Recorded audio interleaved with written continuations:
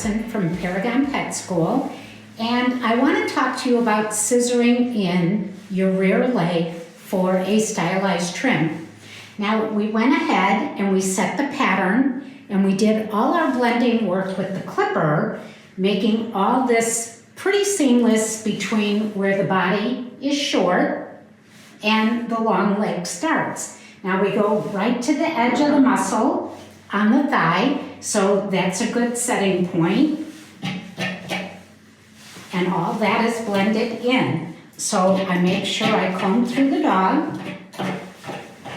I gently step in front. I pick the foot up.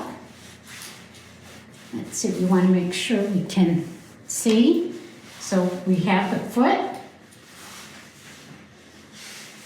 The camera wants to move with me. So I guess I'll have to stand behind because I want you to be able to see. So we have all the hair combed down in front of the two center toes. And that's where I'm going to make my first cut. And the reason I'm going to start there is that is the longest part of the foot from front to back. And what we're trying to do is keep that foot nice and round. And if we start with the sides, what generally tends to happen is we pinch the foot and then it becomes long and narrow. So we don't want that. We want that cute round teddy bear foot. So we start with the two center toes to get that going.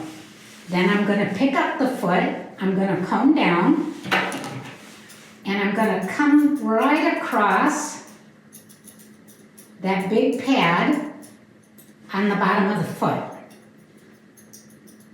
going right up into the leg. Then I'm going to comb down. You can't comb too much. And I'm going to cut along the side now to complete my circle. I'm coming from the back to the front. I'm going to do the inside as well. If you need to lift the other leg, you can do that. And that'll help you see better.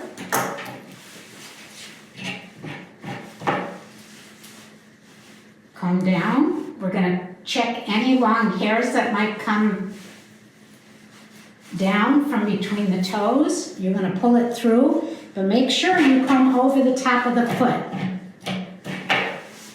You can take your clipper, if there's a long hair, instead of trying to get it with your scissor, and just kind of flick that hair off with your clipper.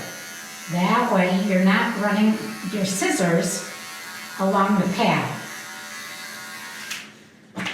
And that gets rid of those extra long hairs that were stuck in between the toes. So once we put that all back in and we comb that down, now we're going to comb upward. And you see how nice and easy my comb glides through her coat? That's how a well-prepped dog should look. So now that we're combing that up, now we're going to stand behind her and we're going to complete that edge on the inside and outside. So we keep those nice parallel lines.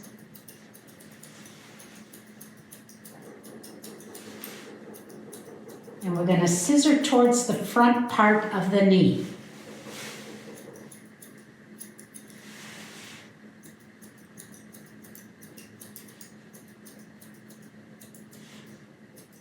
You want to move your shear pretty evenly over the dog. I'm going to comb up this area.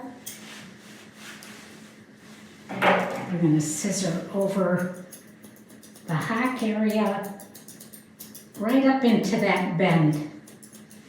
The bend of the leg right here is your shortest point.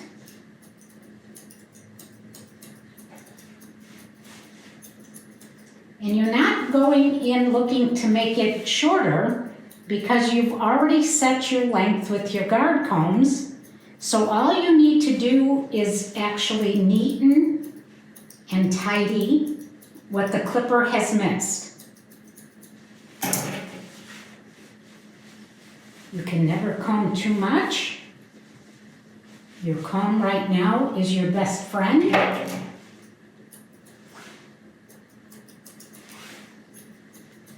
And the more you comb, the better your finish will be, and you'll get that nice plushy result as you're working over the leg.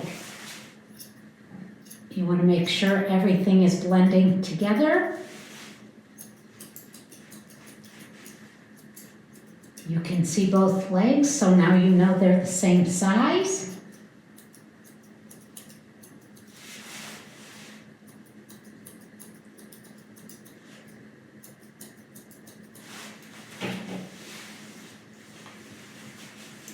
We're going to comb the front of the knee because we want to make sure that we're getting all this trimmed in as well.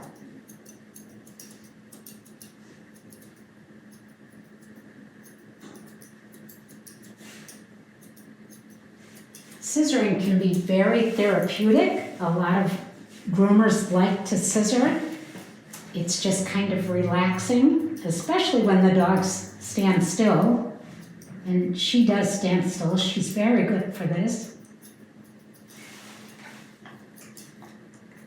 And no, not all groomer dogs behave this well. Some groomer dogs are actually naughty too. I always lift the leg and I scissor the groin area in to blend up into the body. But I like to leave this little bit of fill up in here because that helps connect the back leg into the body so that you have this better transition.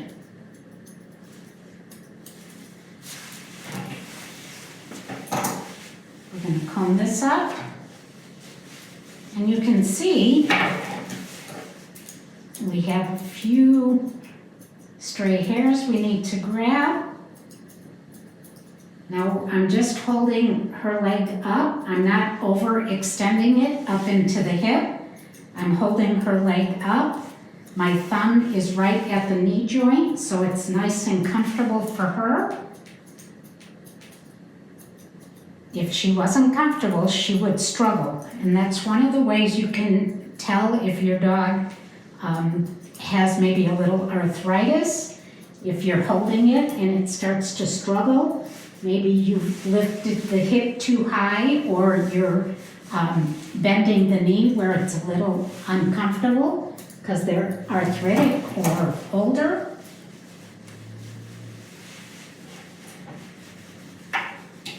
Fluff out. Complete your rounding. Make sure you're getting the inside as well.